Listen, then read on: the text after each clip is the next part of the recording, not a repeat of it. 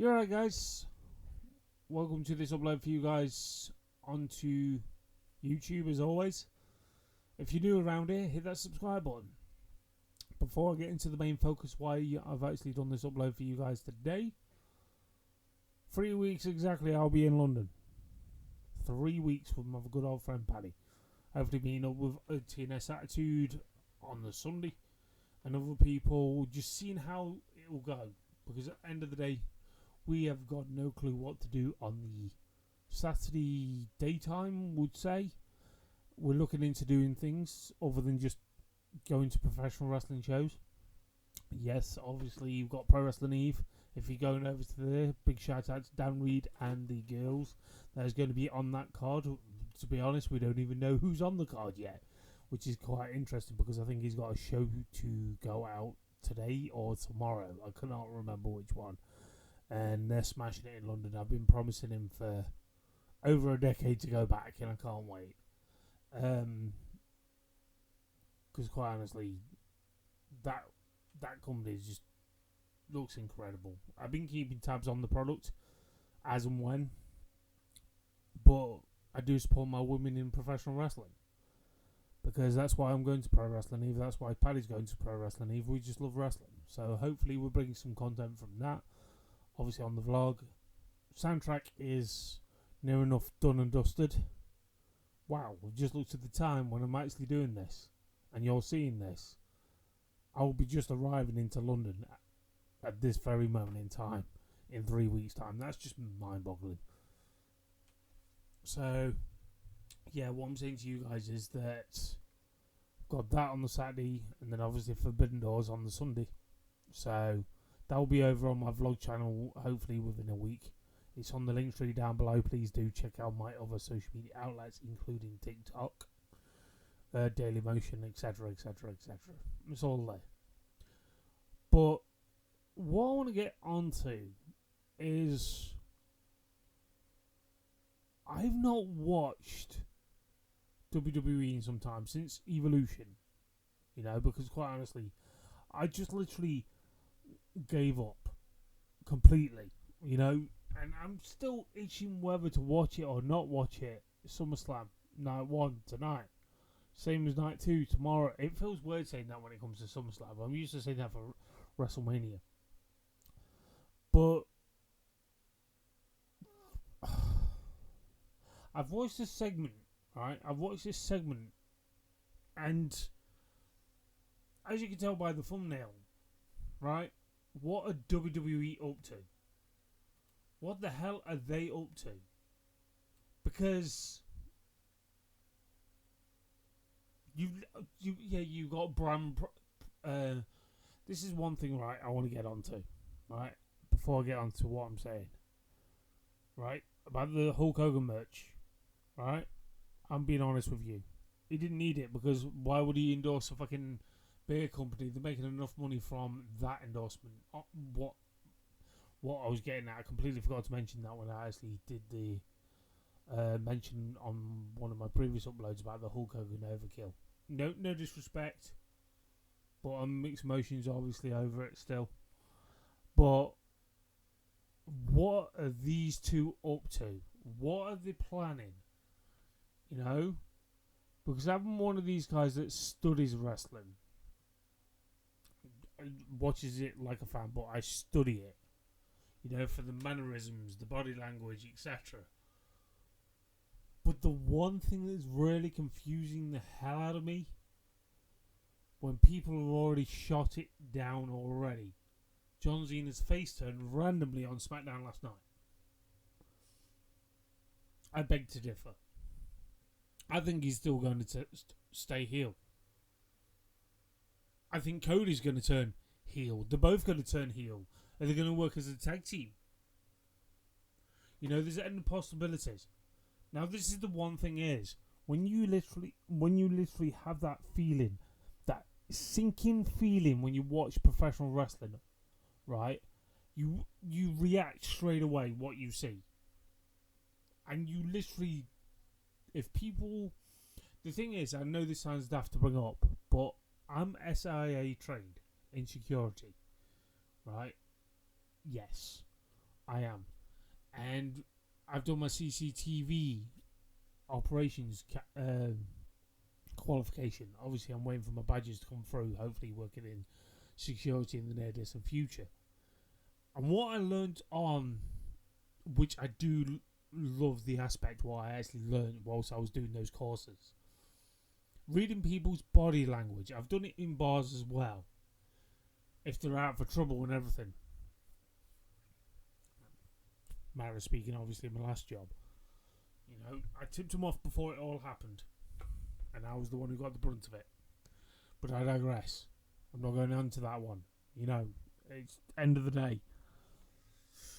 I'm out of that one, looking for another one. But I was told to study body language. If anything's going to happen, or anything, even when alcohol is involved, or not alcohol involved, or drug is involved, etc., etc., etc. And I look at these two. Yeah, they toasted with Hulk Hogan beer. Yes. We get the sponsor, but it's an overkill with a fucking sponsorship fucking palaver that's popping up. If you try to shift this, I'm not being funny. If people don't want to buy that beer, they don't want to buy that beer. You know, people choose to. You know, they may like it because it's a beer, or they may like it because it's Hulk Hogan. You know, it's the same cold with Stone Cold's IPA, which I'm dying to try still. You know, I know there was a shop in my city, but it's too expensive. But what I'm saying to you guys is that when I saw that segment, I thought, great segment. Then I watched it again. And again, and again, and again, and again. It's the only segment I've probably watched in a while, you know, from WWE. Let alone, I sort of studied the way John Cena turned heel, you know. And the worst thing about it fucking is, right? It put a nail on the head. Like, I could pin where it it's just mental to think I'm doing this as a cross-reference. This is why I feel like Unreal should have never been released. Especially this stuff. Where they literally said facial expressions. They've shown about the facial expressions, how John Cena sold it, his heel turn. Yes, it's been trash. Yes, it's been good at times. When I've been watching clips since.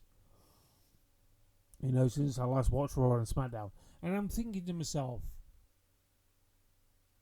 your fault, WWE. Your fucking fault. The reason why I'm saying your fucking fault, because I think John Cena is not turning face. It was just a put on, you know, to get people talking about the product. To get people wanting to tune into SmackDown. It's the selling ability. You know? Or is Cody turning heel? Because if you look closely, even at that thumbnail that I did, that's where I had the inkling. Yes, they may have toasted. They may have shared a beer, even though it looks like they're not even fucking drunk any of it. But probably they did. But just the way it is. Because they're watching eye for an eye. And that makes it interesting. Because the reason why I'm saying this, they still can't trust one another. You know? John Cena at the moment's got a target on his back. He was wise to what Cody was up to.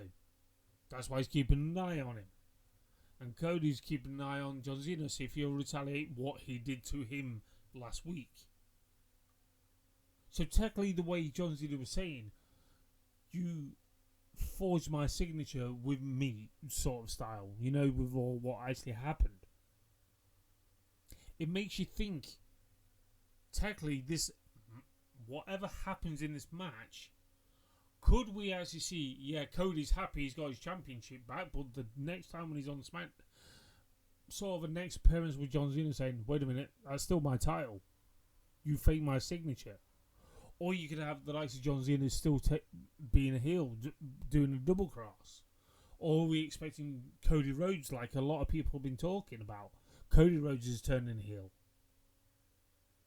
You know? I know the product's not been that great, being honest with you. That's why I've not watched it. Not entitled. not saying I'm entitled to, but I'm entitled to my opinions. I want to say this. I'm tempted to watch night 1 and night 2, but I'm unsure. Because, yes, I've not watched the build-up for this match. I didn't need to watch the build-up for the match. But this segment alone, right, is making me interested. Because you don't know what these two are up to. You do not know what storyline they've got put in place from SummerSlam onwards. Is John Cena going to retain his title? And then technically his last ever match will be Cody winning him, like passing the torch and having the title if we have John Cena versus Cody 3. Is it going to be better than the WrestleMania match that we actually had? You know what I feel when I look back at WrestleMania? I feel like they made WrestleMania so shit so SummerSlam sells and be better. And that's just, on paper, it looks a fucking fantastic card, don't get me wrong. But what I'm getting at to you guys at home is it makes me feel that that's what the plan was all along with WrestleMania. Yeah, take everyone's money. Fair enough. Take everyone's money. But then you look at the outcome. I feel like that's why they trash fucking that, so they make this more of a big deal than WrestleMania just this year alone. I'm really surprised how much it's fucking sold, to be honest, because it's WWE with their prices. It doesn't help recently, within the last 24 hours to 48 hours, we actually see Triple H in the White House with Donald Trump. Yeah, no one believed what Triple H has come out with, because you look at the stuff that he came out with on Unreal, right? They should glamorize so much of the professional wrestling world, it made me feel sick. Even though I did find it enjoyable. 5 episodes ain't just enough for the wrestling fans. I'm known for Netflix to do 10 episode seasons. Apart from when they chop up the final seasons like Cobra Kai. But I think that ran on for 18 episodes. I'm not sure. I haven't got around to watching season 6 yet. But I've seen Karate Kid Legends. It just feels like a carbon copy with a modern day twist of the first one ever did. You know? But I've seen worse. But I didn't mind it. But the storyline felt a bit off. A bit weird. But this is what I mean. So, that's what I mean. It's like, will they be honest with themselves when they do the next series of that? If they do a next series, like, show the backlash what fans gave, not the fucking people that are here on YouTube, TikTok and everything telling, basically sugarcoating so much themselves. I'm not name dropping, but you can see them in the fucking documentary. But they are actually, so they can literally get noticed by WWE, so they can get use their clips. They're like, I've seen people do reactions to it. Oh my god, I'm in the documentary. Yeah, fair enough, in the crowd. But I'm wondering about the people. Oh my god, I'm in the documentary. Like these two YouTubers. Do you really think WWE didn't even reach out to you and tell you beforehand, or ask your permission to use your clips? It just makes me think. So, anyway, like I'm saying to you guys, is the way I see this outcome, I do not know how it's going to come. At least one thing, you've made it unpredictable. You know? But it's so fucking weird to think we're getting 2 nights. It's an overkill with 2 nights, don't get me wrong, and fucking 2 nights tomorrow night. I mean, next year. The card looks interesting. I might watch it. It's weird to think of me saying that, might watch it. You know, because it just angers me, guys. It really does, because when people have been saying, you've wasted a golden opportunity for doing this at the pay-per-view, after the title match. But then I'm thinking, well, PLE. But you look at the likes of John Cena and Cody Rhodes. I think the reason why they've done it on, it just felt, when people saying it felt weird, The timing is very strange, and so on. This happening, but it's got the world talking about it in negative as well as positive. But when you watch that clip again, watch the face when they are drinking the beer. It's like, I'm watching you, and I'm watching you. What you got up your sleeve? This is the first time it keeps you guessing if you watch it more than once than that bit, and then pause it when they are literally taking a sip out the beer. That's Unreal's fault as well, bringing a highlight about facial expressions and so on, because you do need to sell the story more than just watch wrestling's in the ring. So them to do this, I'm going to give them credit. It's made it interesting, and I'm like, where are you going with this? What are you up to? Just now you've slept on it before SummerSlam starts tonight. You don't have to, but choose to. Watch the mannerisms, watch the body language. You know, sometimes I've jumped down before I did my courses. I didn't put work mode into brain. I put fandom into brain sometimes. Why do you think I am a passionate wrestling fan? I just look at this and I'm thinking, what are you doing to us? What the fuck are you doing to us, WWE? You're leaving us hanging till now Sunday. This is the shit you would expect if people were paying for pay-per-views. Not these PLEs that are on Netflix nowadays. You would literally... This. I'm going to be honest with you. It felt pay-per-view-esque. You know, this is why wrestling is why I got into it in the first place. Is the way storylines were built and everything like that, yeah. But if they add that little bit of element with body language and everything, why do you think wrestling is still around today? Not because of Hulk Hogan. I've already stressed this in another video. But it's all the wrestlers that get in the ring. If they can perform body language, like selling the script like it's a movie. And lo and behold, Cody Rhodes is in a movie. Lo and behold, John Cena's in movies. Right? If they did this perfectly for WrestleMania, this could have been, being honest with you, as big as Rock and Hogan. The Rock and Cena one would have been overshadowed by this. Now, if you look at the bigger spectrum of it, I feel like this sort of what they did last night, in a way, I'm going to be honest with you, this match could be bigger than the one they had at WrestleMania. Tell you the truth, because we know how shit that was. Oh, we got interruptions. Are we expecting interruptions like we always get now? You know when we used to have those WrestleMania moments? SummerSlam occasionally has them, but not as big as WrestleMania. But I feel like, in a way, these two nights at SummerSlam, it's owed to the fans they messed up on. Other than certain matches, but that got overshadowed by shite. You know, and that's just me being honest with you.